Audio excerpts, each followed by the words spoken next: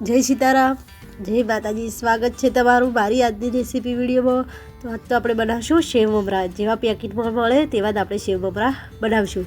તો તમે મારી રેસીપી પર નવા આવ્યા હોય તો મારી યુટ્યુબ ચેનલને હજી સુધી સબસ્ક્રાઈબર ના કરી હોય તો સબસ્ક્રાઈબર કરી દેજો. તે માટે મેં એક કઢાઈ લઈ લીધી છે. કઢાઈમાં આપણે 1 વાટકા જેટલા મમરા લઈ લઈશું. મમરાને આપણે સારી રીતે કઢાઈમાં શેકી લઈશું. આપણે બરાબર શેકવાના છે કે આ મમરાની અંદર જે હવા હોય તે મમરા હવાયેલા આવે છે, તે માટે આપણે મમરાને શેકીશું તો આપણે ખાવામાં બહુ ટેસ્ટી અને બહુ મસ્ત લાગે છે. એટલે આપણે મમરાને સરસ રીતે શેકી લઈશું. પહેલાં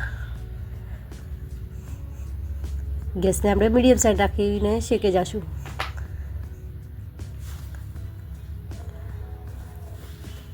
ને આપણે આવી રીતે ફેરવે જવાનું છે, મમરા ઊંચા નીચા થાય એટલે કે આપણા મમરા સારી રીતે શેકાઈ જાય તે માટે. તો જો આપણા મમરા સરસ કડક શેકાઈને તૈયાર થઈ જશે, તેને એક આપણે થાળીમાં કાઢી લઈશું. આપણે હવે એની કઢાઈમાં વઘાર કરી લેવાનો છે, એટલે આપણે કઢાઈને સારી રીતે સાફ કરી લઈશું કપડાની મદદથી.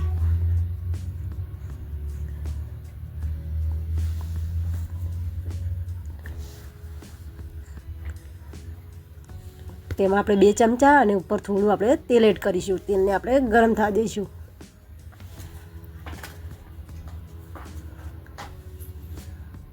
તેલને આપણે બહુ ગરમ થવા દેવાનું નથી. ગરમ થવા દઈશું તો આપણો વઘાર છે તે બળી જાય છે, તે માટે. અને ગેસને આપણે મીડિયમ સાઈડ રાખીશું. એમાં આપણે અડધી ચમચી હિંગ એડ કરીશું. 1 ડાળી આપણે લીમડાની એડ કરીશું.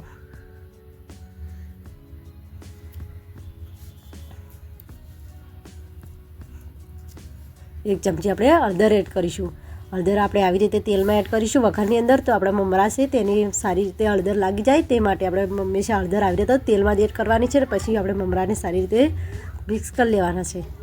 હવે આપણે સારી રીતે હળદરને હલાવી લઈશું. હવે તેની અંદર આપણે મમરા જે બધા શેકેલા હતા તે બધા અંદર એડ કરી દઈશું. મમરાને પણ આપણે સારી રીતે મિક્સ કરી લઈશું. આપણે બરાબર મિક્સ કરશું કે આપણા મમરા છે તે હળદરની અંદર સારી રીતે લાગી જાય આખા મમરાના ઉપર, તે માટે આપણે બરાબર મિક્સ કરી જઈશું. ગેસને આપણે મીડિયમ સાઈડ રાખીશું. એમાં થોડું આપણે મીઠું એડ કરીશું સ્વાદ મુજબ.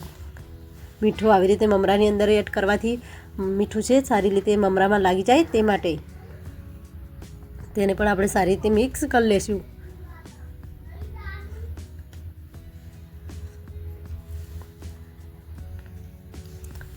હવે તેની અંદર આપણે 1 વાટકા જેટલી સેવ એડ કરીશું. તેને પર આપણે સારી રીતે મિક્સ કરી લઈશું.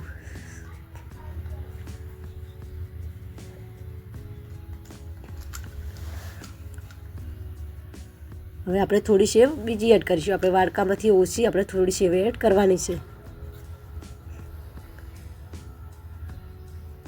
તેને પણ આપણે સારી રીતે મિક્સ કરી લઈશું.